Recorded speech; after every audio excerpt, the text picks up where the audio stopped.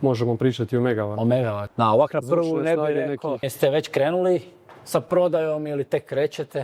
Cijevi idu direktno. Uvijek ti je teško poloviti taj širok spektar.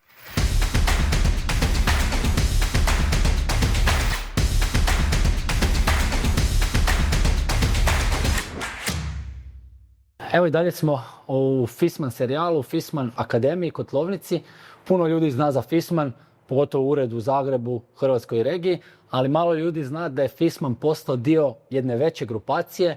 Ima tome već koja godina, ali zadnjih godinu dana intenzivnije. Pa evo, Marin je opet sa mnom. Marine, možeš nam nešto više reći? Sad smo tu ispred Carrier uređaja, ali u cijeloj toj grupaciji i tom Fissmann biznis modelu.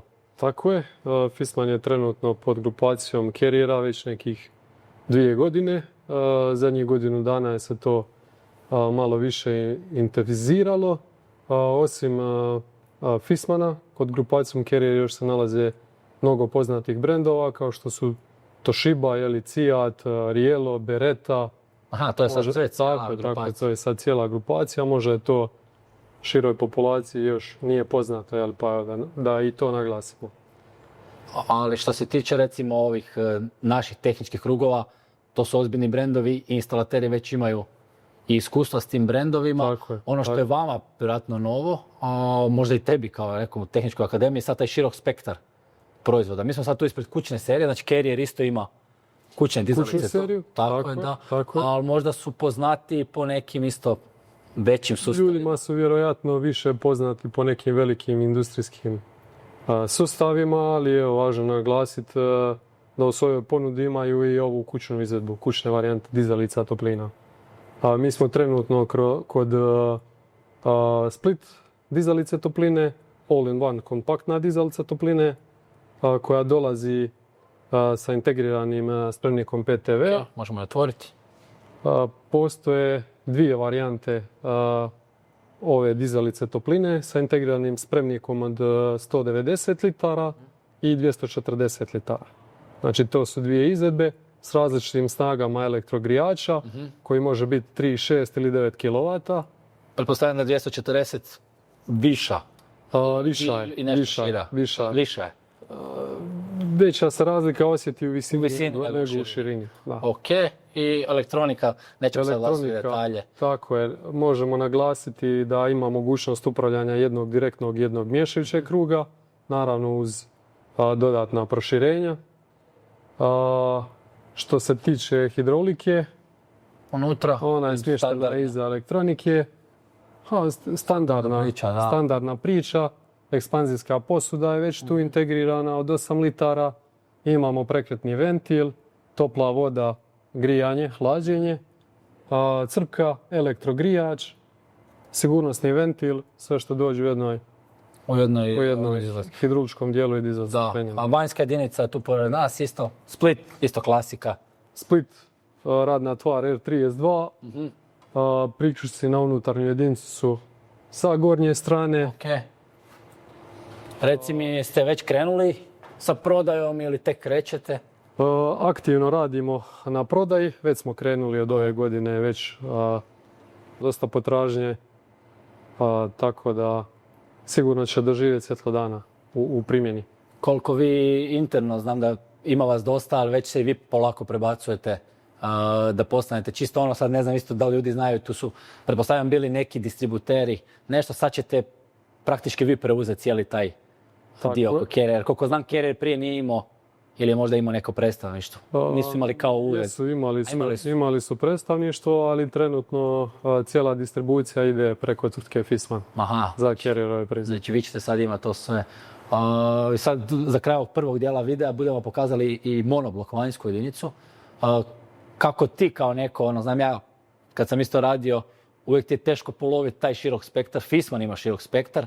A sad je još tu Carrier, Fiat je isto veliki chilleri, veliki sustavi. Da, ali koliko je to teško sve ishemati ili opet s druge strane bude zanimljivo jer učiš neke nove stvari? Osobno volim izazove u životu, tako da sve novo što naučim je za mene korisno.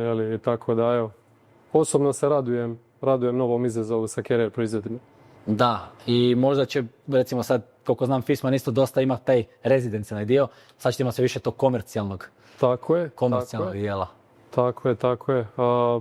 Postoji određena i reorganizacija u samoj strukturi firme, gdje su određene kolege koji su radile na ovom rezidencionalnom dijelu su se prebacile na komercijalni dio. Kužim, Tako da ćemo sve skupa imati podršku i za komercijalni dio. Super. I samo ne znam da smo spomenuli, to su sad, mi kad pričamo o rezidencijalno, to je neki do 16 kW. Koliko su to, recimo pričamo veliki uređaji? Što se tiče konkretno Aquasnapa, dosta veliki uređaji, mogu se kombinirati u kaskadi pa da dobijete, ne znam, i možemo pričati o megavatu. O megavatima, znači praktički sad možete pokriti od par 4 kW do 1 megavata. Da, ok, širok spektar.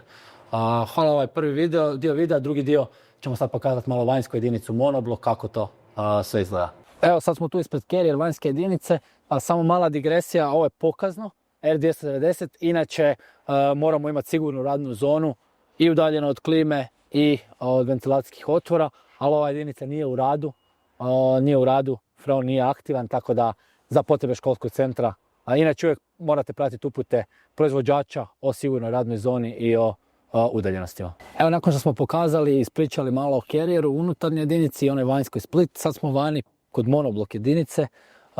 Marine, Carrier Aquasnap, par riječi o monobloku. Carrier Aquasnap, monoblok dizalica topline koja radi na radnu tvar R290 i rashladni krug i hidraulički krug su ukomponirani u vanjskoj jedinici. Znači nema svoju pripadajuću unutarnju jedinicu.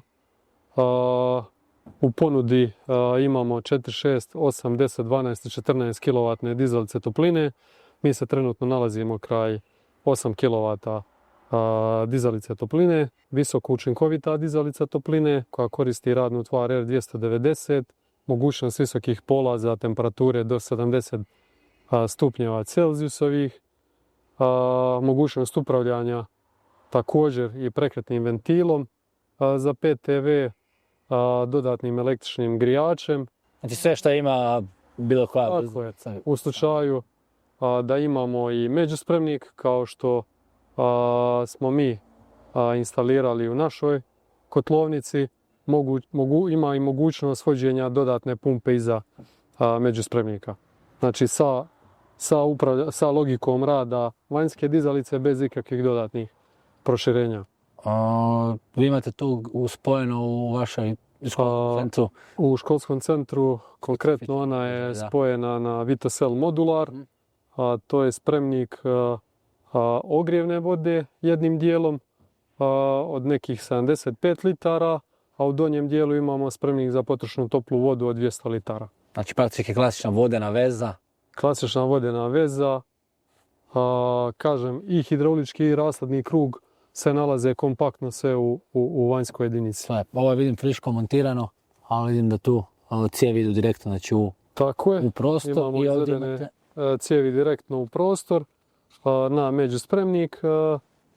Tu se nalazi separator radne tvari koji je nužan u svim propanskim dizalicama topline. Znači eksterni.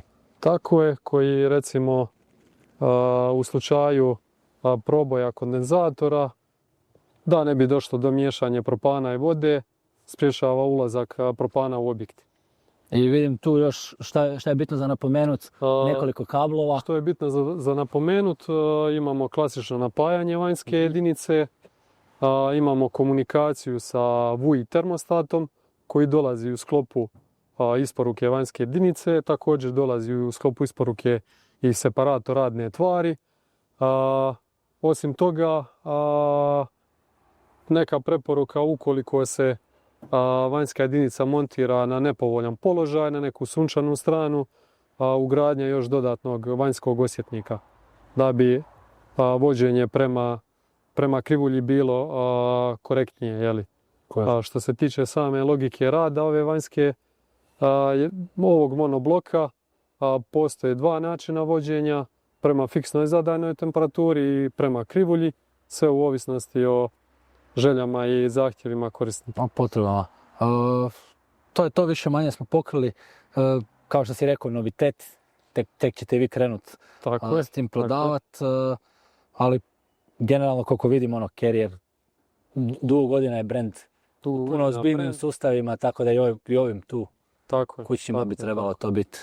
I radi se o jako, ali također što se tiče aspekta buke, o jako tihom uređaju. Na, ovak na prvu Zvučne ne bi snage rekao, nekih 50 decibela, da. na, ovak na prvu ne bi rekao, ali hoćete unutra ventilator i Tako je. kompresor dobro obučen. Ok, Marine, evo. Hvala svima. Pričali smo nešto kratko o Carrieru i o toj cijeloj priči, o novoj grupaciji koja će biti sve interesantnija u idućim mjesecima. Hvala i vidimo se.